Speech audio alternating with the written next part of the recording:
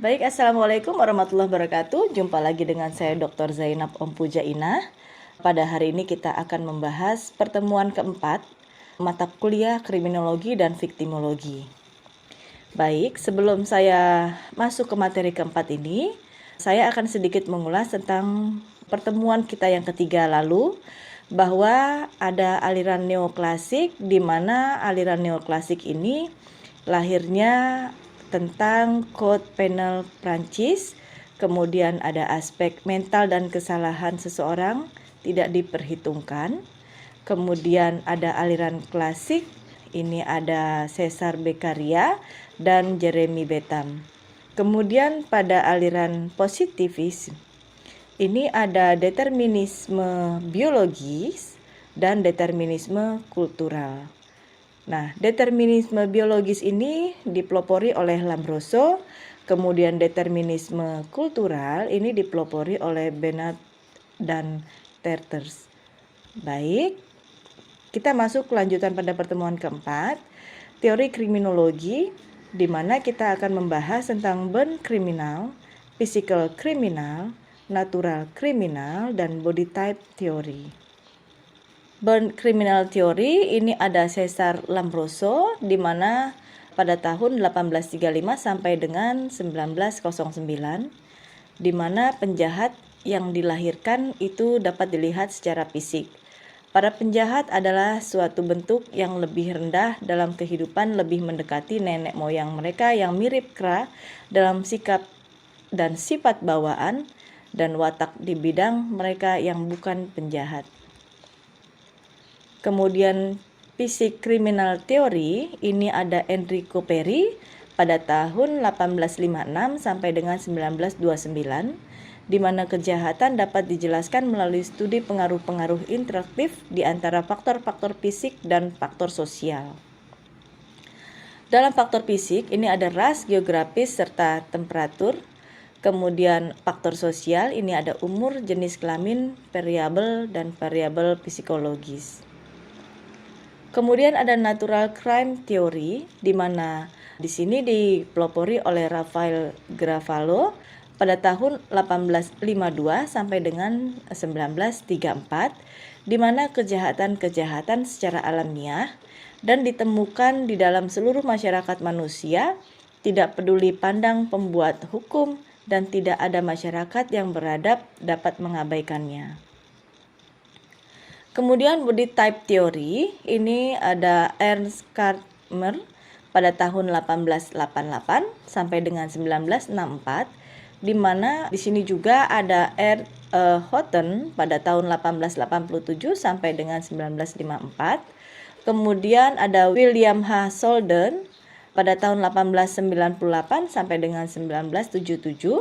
Kemudian ada Holden Glute, di mana pada tahun 1896 sampai dengan 1980.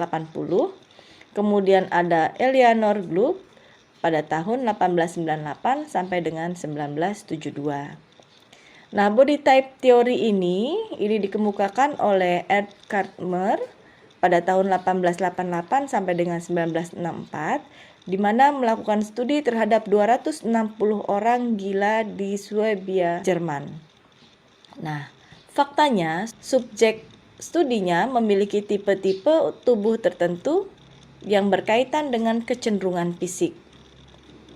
Nah, dalam hal ini ada tipe fisik, kemudian ada hubungan tipe fisik dengan ketidakteraturan fisik. Nah, tipe fisik ini ada atenik, kemudian atletik, kemudian pikenik, kemudian tipe campuran. Kalau astenik ini kurus, bertubuh ramping, berbahu kecil.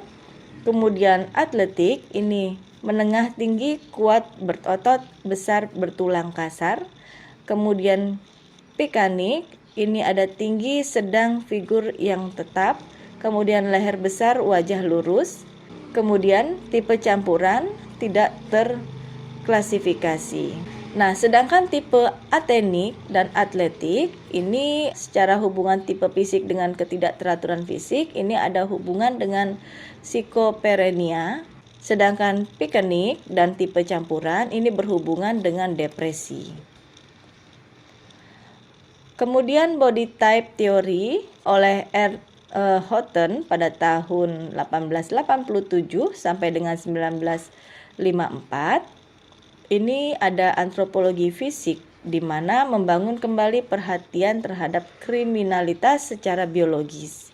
Studi besar memperbandingkan penghuni penjara di Amerika dengan kontrol grup dari non-kriminal dengan data sebanyak 17.000 orang. Dapat disimpulkan bahwa adanya pemisahan terhadap apa yang disebut criminal shock atau keturunan kriminal dan direkomendasikan untuk disterilkan. Baik, kita lanjut tentang body type theory oleh William Sheldon pada tahun 1898 sampai dengan 1977, di mana meneliti 200 pria berusia 15 dan 21 tahun, diuji secara fisik dan psikologis, menghubungkan fisik dengan temperamen, kecerdasan, dan delinkuensi, dan hasilnya adalah Index to the Liquids, di mana kelompok somatotipes ini dapat disimpulkan bahwa solid dan fresh bone of the individual, di mana daging padat dan tulang seseorang individu merupakan basic for the study atau dasar untuk melakukan kajian yang memberikan suatu frame of reference. Kemudian yang kedua, adanya high correlation between physique and temperament, tetapi not one-to relationship. Nah, dari hal ini dapat kita lanjutkan lagi body type theory oleh Sheldon Gluck pada tahun 1896 sampai dengan 1980. Dan Eleanor Gluck pada tahun 1898 sampai dengan 1972. Ini membahas tentang studi komparatif antara pria delikuen dan not delikuen, di mana hasilnya dapat dibandingkan pria non-delikuen dengan pria delikuen memiliki wajah yang lebih sempit atau kecil, kemudian dada yang lebih lebar, pinggang yang lebih besar dan luas, kemudian lengan bawah dan lengan atas yang lebih besar.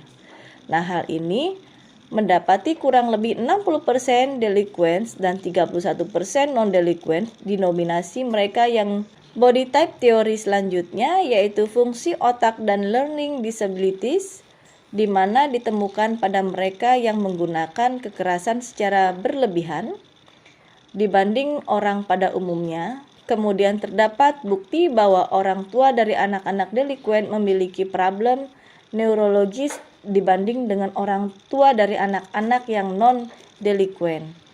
Nah, hal ini berhubungan dengan learning disabilities, di mana contohnya adalah kerusakan pada fungsi sensor dan motorik yang membawa penampilan penyimpangan di ruang kelas dan merupakan hasil dari beberapa kondisi fisik, di mana dyslexia yaitu gagal menguasai skill berbahasa setara dengan kemampuan intelektual, dan yang kedua adalah hiperaktif.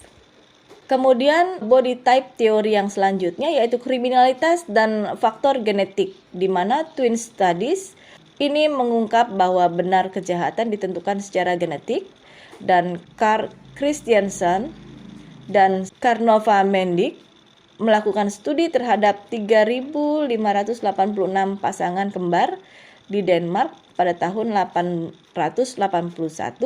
sampai dengan 1910 yang dikaitkan dengan kejahatan serius. Sedangkan adoption studies dilakukan pada 14.427 anak yang diadopsi di Denmark pada tahun 1924 dan 1947. Nah, dalam hal ini presentasi kejahatan anak dapat kita presentasikan dengan presentasi kejahatan 29% parental twins dan 71% identical twins. Selanjutnya presentasi kejahatan anak pada 19% orang tua angkat dan kandung tidak terlibat dalam kejahatan.